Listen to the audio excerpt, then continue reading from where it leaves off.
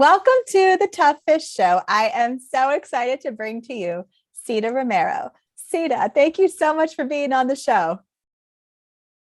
Thank you for having me. I am so glad to be here. I am so glad you are too. And I'd love for you to start with how'd you get into writing? So I started writing fairly seriously in 2011. I went to hear an author talk, and he's one of my favorite authors. And I was just there as a fan. I wanted to attend his book signing. And of course, he started talking about writing and giving us all a peek behind the curtain. And he really ended up getting into world building and sort of how he creates things and steps that he takes, and really just, building something from nothing. And it sounded like magic. I left with this overwhelming feeling that he was talking directly to me. And he was telling me that I could do this. I could tell stories and create characters and make settings and fascinating worlds. And so I just, I left inspired, and I thought, I'm going to try this. And so I spent 6 months planning a story and learning about story tools that I could gather from the internet, and just innate things that I had based on just being a reader. And started planning the story and decided to participate in National Novel Writing Month. And so it was November, and the goal is to write 50,000 words, and it's really social. And I thought, well, that's going to be a thing that I'm going to try to do this. I didn't start small. I didn't start with a short story or anything like that. I went right for it. And I wrote 50,000 words that month. When I finished, I thought, well, I did it. And I surprised myself. I surprised everyone around me. And I left that month feeling like, wow, I'm a writer. I'm a writer. And so then I decided, well, now I need to try to get good at this. And so that's when I picked up craft books and started taking classes and joined a writing group and took classes at a community college and started finding workshops and things like that to do. And I fully believe now, if you write, you're a writer, and even beginning writers should call themselves writers. And I continue to work on the craft, even though now I'm a published author. I'm a writer who's working on my craft, just like any other writer who's working on their craft. And then in 2017, I went back and got my MFA, and that was also a really wonderful experience.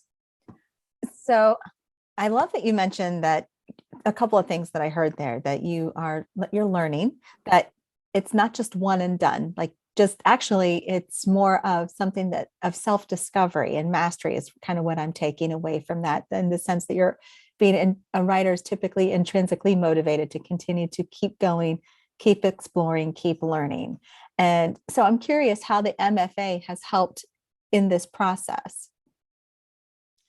The MFA was really interesting for me. I started out writing genre fiction. So that author that I listened to, he's a science fiction fantasy writer. And I started writing genre fiction myself. And for years, that's what I wrote. And then when I was heading into the MFA in 2017, it was really important to me that I went to a program that honors and accepts genre fiction. I really did not want to be part of the literary snobbery that sometimes can happen in the literary community. So I wanted to go to a program that was open for that. And so I did a lot of homework to find that. And then the second thing for me is that once I was accepted into that program, I thought, if I'm working with folks who aren't used to reading genre fiction, they're going to get really hung up on magic. They're going to get really hung up on world building. They're going to get really hung up on elements that are outside of the prose and the other story elements that are sort of present in every story. And so that was when I started drafting what is now my upmarket book club fiction book that's coming out this month. And the reason is I really wanted eyes on my stories, and I wanted feedback on my writing, but I didn't want it to be clouded by maybe being out too far outside of what they normally read. And so it was a huge jump for me to change genres, essentially, to prepare for going into this MFA program. That makes a lot of sense. I can understand that. And I like that how you described a bit about genre fiction in general, in case that's something our listeners might not be as familiar with.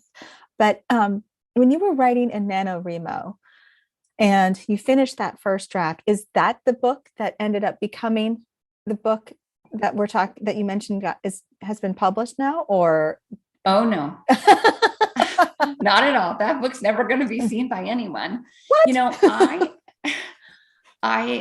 that first bit of writing for me was about committing to a schedule. It was about taking writing seriously to decide if I wanted to pursue it as an author. It was about writing every day, and it was about letting myself make mistakes.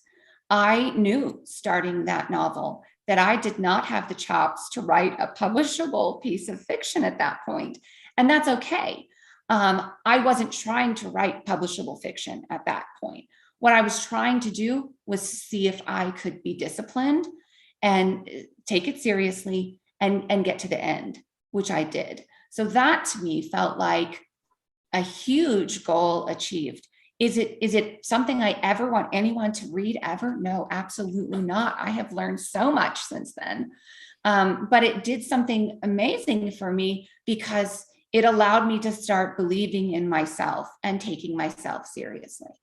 Oh, I love that. I love that so much. So one of the things that you just said in that, which I love that you have framed this in a way of setting appropriate goals for yourself, especially with that first manuscript, and then modifying as you see fit for subsequent pieces moving forward. But the fact that you said you entered NaNoWriMo saying, I'm giving myself permission to fail. Well, that was a goal simply by saying, I'm not expecting a perfection. I'm expecting that this is, I take a beginner's mind. I am open to what I'm going to learn. But the fact that you also said, I'm setting the schedule, I'm setting a discipline to write every day. Well, that was a goal. And so was completing the book, that finishing this manuscript was a goal. So although those sound pretty, I'm going to say easy to accomplish, they're actually not that easy to accomplish. Would you talk a little bit about what that was like, really setting down and coming up with a routine that helped you to show up daily? And for instance, what happened on days that you didn't feel like writing? How did you work through that?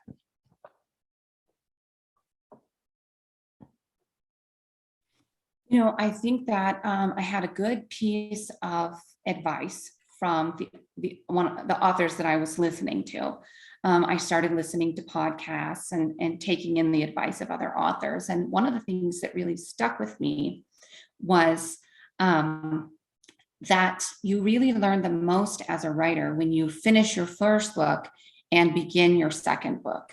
And so hearing that from another author and hearing an author say, that's where I had my greatest leap in ability, was really finishing the first book, starting the second book. So I thought, well, that's going to level me up as a writer, number one. And number two, he spoke a lot about how writers like to rewrite, and writers like to make it perfect. And writers tend to be very self-critical. And I didn't want to get stuck in that loop. I really thought, well, I don't think I can be a writer if I can't do this thing that he's saying a lot of people can't do, which is finishing. And so to me, finishing felt like the first goal for some reason. I wasn't really interested in being the best writer yet. I knew that I wasn't up to par with my craft at that point, but I knew that I wanted to be a finisher, because if I could finish, I could bring in all the other tools that I needed to then write and publish a book. I like how you say that I wanted to be a finisher because to your point, you can get into a cycle of polishing that stone a little bit too much. Like, and it's not that you don't want it to, you know that there's work needed. You know that you might need to rework, rewrite scenes, or sometimes it just might be a few edits, but you still know that there's something there. And there can be the tendency to want to sit there and just shine and shine away on that stone until when is it truly Yes. enough, right? And so, but the other part about that is that can easily be an area you can get stuck in the middle. So how did you work through the idea and getting to the finish line? Because it probably didn't feel like a straight shot, even though it sounds like it could be. Mm. Well, the discipline is part of it. So setting that writing routine was essential for me. And, I was a mom, I'm a mom with 4 kids. And at that time, they were much smaller. And so part of writing was about me claiming that space for me and also showing my children you can give everything as a mother and you can work, you can do what you want, but you don't have to lose yourself through those things. And so being passionate about what I wanted to do for me was also a big example for my children. With that first novel, I really just wanted to get to the end. And when I wrote those 50,000 words, I slapped an ending on it and called it done. And it doesn't probably have a real ending, because again, I've learned so much since then. My novel that is coming out this month is my 6th novel because I needed to start another one to learn what I was missing from the first one. And I needed to bring in another skill. And then I needed to make my way to the end of that one. And so, and there is always, when you're writing, these places where you get stuck as a writer. And for me, that's the murky middle. Starting a new story is easy as pie because there are so many beautiful, shiny ideas out there, and you want to grab them up and get started. And so, starting a story fresh, that's easy because you have excitement about this shiny new thing. And getting to the end of a story, I mean, you're working through the climax at that point, and you already know your story at that point, and you can see the end is in sight at that point. And so you can push through that too. But for me, that murky middle is often where I get stuck during my writing and have to really sit back and then ask myself, okay, why is this sticking right now? So I love that you said that. And I would love for you to continue with. So when you do ask yourself, why is this sticking? What do you do? How do you work through that? So I have to get really analytical about it to see if I'm having a plot problem, to see if I'm having a character problem, or to see if I'm having a personal problem. Those are really the areas that I look closely at.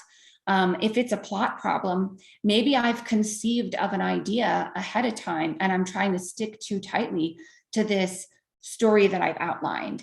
And I really think that you have to be flexible when you're writing to chase your best ideas.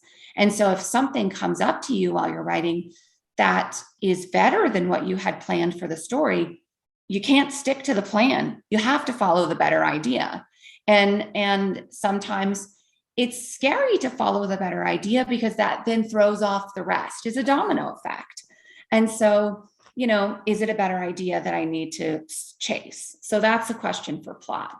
For character, I need to find out if I've discovered enough about my characters. I like to know about their big flaws. I like to know about what's going on in their backstory that caused those flaws.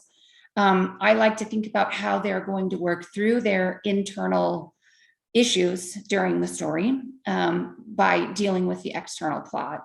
But sometimes I really need to sit down with my character and interview them. Honestly, that is something that I love to do to kind of get to the heart of what's going on with this character. Why are we stuck here? And then, the third thing for me is if I really get trapped and I can't find the plot problem or the character problem, I do a mental health check for myself. Is there something going on with me that needs attention? Is there something going on with me that needs addressing before I can move on with my story? I love that, because that self-care for for you as an author, that's so important. I mean, eh, you're right too, because I mean, even when I'm talking with my clients, that there are times where if there's something that whatever is going on, it could potentially block the writing, and that's so that happens. So give the space, give the permission, the grace to do what you need to clear the block or take care of whatever that is, and get back into that space so that you can write. And then go have that interview with your character, and or then go figure out what's going on with the plot, or are you bumping up, are you trying to force feed something, or what have you, because I love that. When you're taking care of you, the rest will also start to take shape. So if you would you talk a little bit more about the character piece?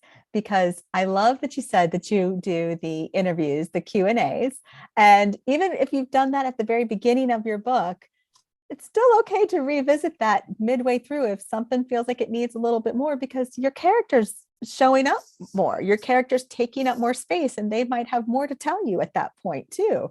And so what kind of questions, what other kind of questions would you ask, and how do you further work through a character situation?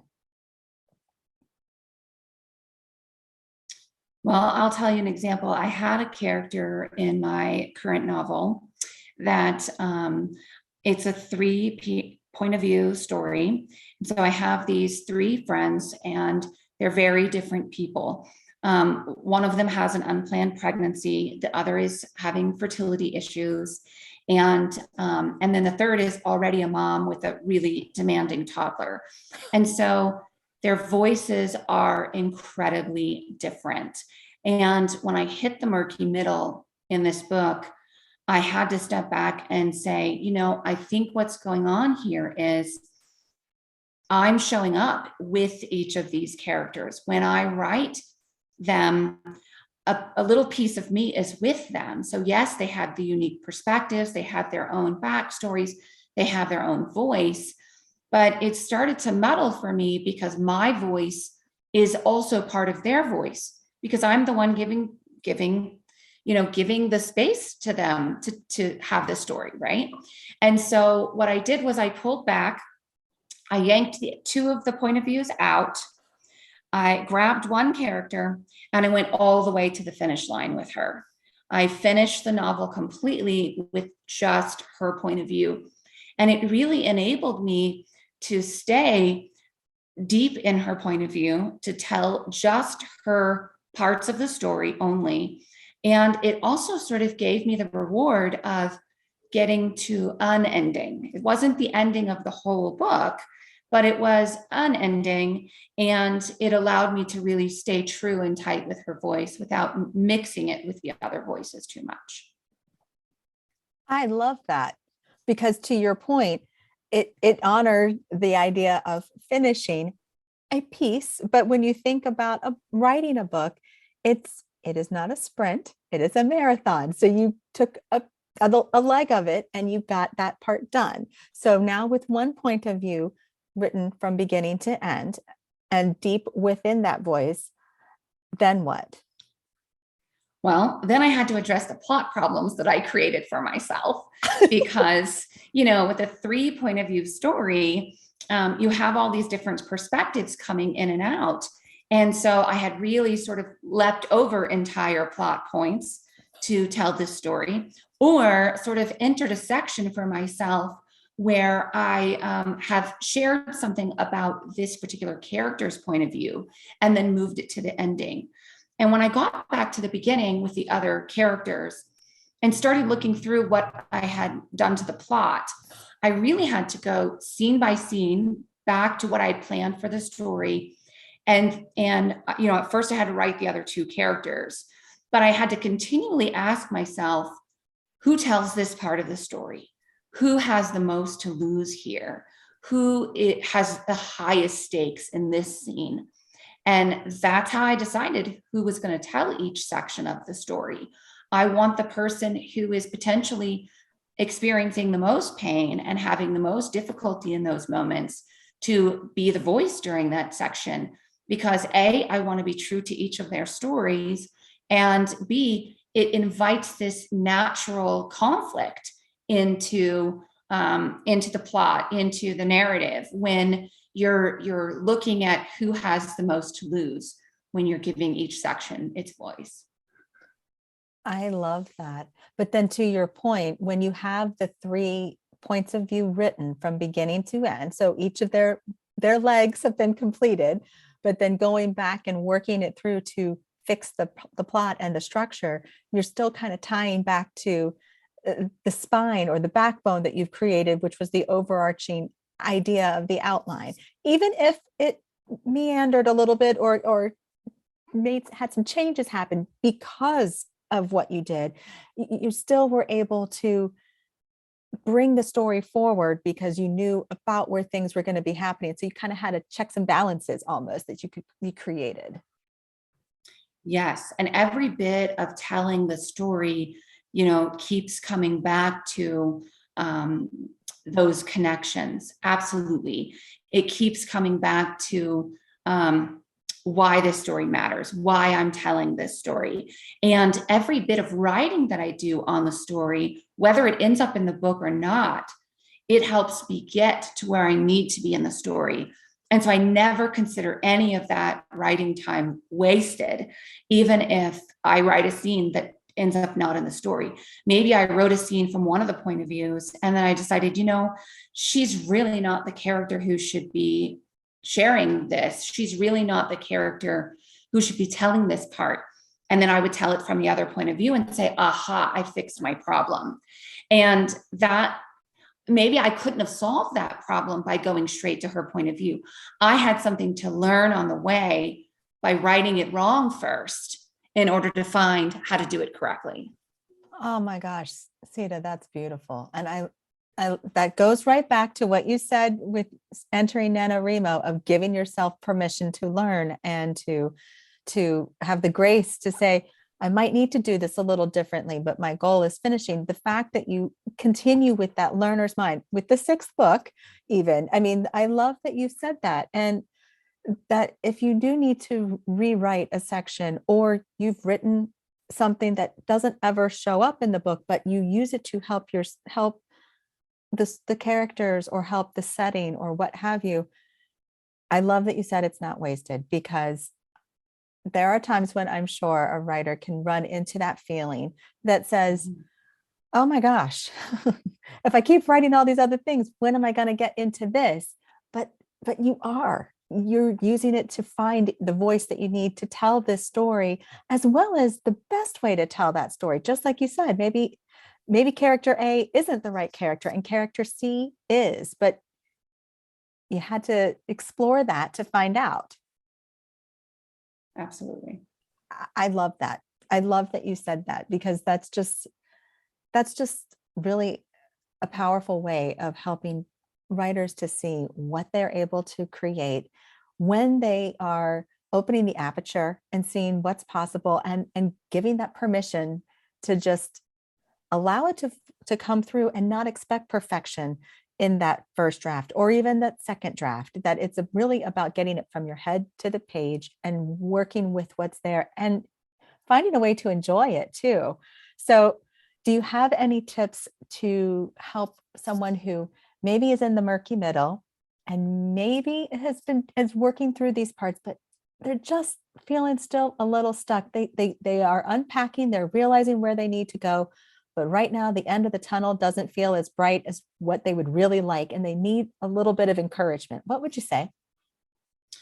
Something that I would say is a thing that I do for myself is I will allow myself to stop that story and write a short story. And I think it just restarts your creative energy, to really just get into a short story.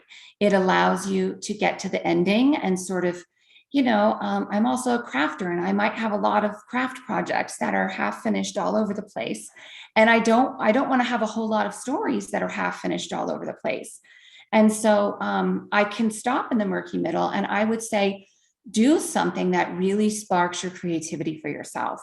Whether that's a different creative outlet you have, maybe you are a crafter also, or maybe you're a painter also, or you like to draw, or maybe you want to write a short story, or even journaling, or a memoir type story. Stop what you're doing and allow yourself to sort of re-spark that creative energy, and then come back to it, and then run yourself through those exercises and be honest with yourself. Because some of the time I realize that the answer to my problem in the murky middle creates a lot more work for me, and then I'm resistant to the solution, and I know it's the right thing, and I become resistant to it because I know what it's going to mean to tackle it.